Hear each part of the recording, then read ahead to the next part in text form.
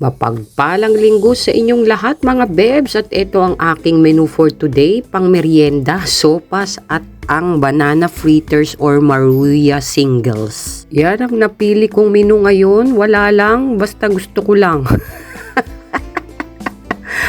Dahil linggo naman ngayon at may pa-carbohydrates na rin yung macaroni sopas na yan mga bebs. May gulay, may sopas at may pagatas pa mga bebs. Kaya yan na lang ang aming pagkain ngayong buong maghapon. And a shout out dyan sa mga nakapagsimba ngayon. God bless you all.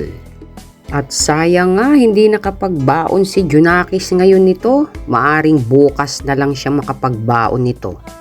At naka-receive nga ako ng message doon sa aming bahay sa kabila sa Maynila, at nakabalik na naman yung taong pinoproblema ng lahat doon sa compound mga bebs, dahil sobrang perwisyo ang ginagawa ng taong ito. Ginagawang kubeta ang harapan ng bahay mga bebs. Doon na siya dumudumi at umiihi. Maraming beses na tong nakulong at pabalik-balik na sa kulungan, pero nakakabalik pa rin dyan sa bahay, pambihira. At ang barangay ay wala namang ginagawa. Diyos ko po, sa mga dapat yung mga ganitong klase ng tao, lalo na't nakakaperwisyo o public scandal na ang ginagawa, ay dapat inaaksyonan agad ng hindi na makaperwisyo at makapaminsala pa ng iba. Parang ang magiging solusyon mo nito ay lumipat ka na lang ng ibang bahay mga bebs, pero hindi po pwede kasi bahay namin yun. Kung minsan talaga ang pakikipagkapit bahay ay swertihan lang din mga bebs. Agree ba kayo doon?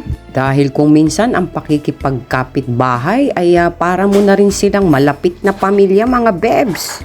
Andyan na yung magtitinginan kayo ng bahay sa isa't isa, pakikibilinan at pakikiusapan ng mga bagay-bagay. Lalo na't kung may problema sa mga bawat pamilya ay ikaw na rin ang unang nakakaalam, dahil nga idinudulog sa iyo ng iyong kapitbahay na nagtitiwala sa iyo.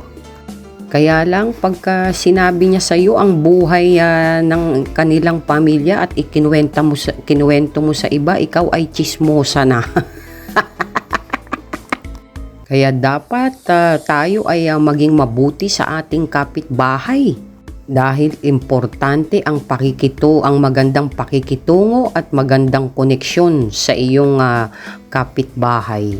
Kaya nga kung ako ang iyong kapitbahay ay wala kang magiging problema mga bebs, dahil ako ay marunong umunawa at marunong din magbigay. Dahil ang kapitbahay mo ay panghabang buhay mo nang makakasama yan, lalo na't sarili mong bahay ang iyong tinitirhan mga bebs. So ayan, tinikman na natin ang ating nilutong sopas. So far, so good, so delicious mga bebs. Pero kung ikaw ay nangungupahan lang at palipat-lipat ka ng iyong tirahan, ay mas maigi ring magpakita ka ng kabutihan para may magandang alaala kang naiwan. Mabanggit man ang pangalan mo ay hindi ka makakalimutan dahil sa iyong mabuting gawa.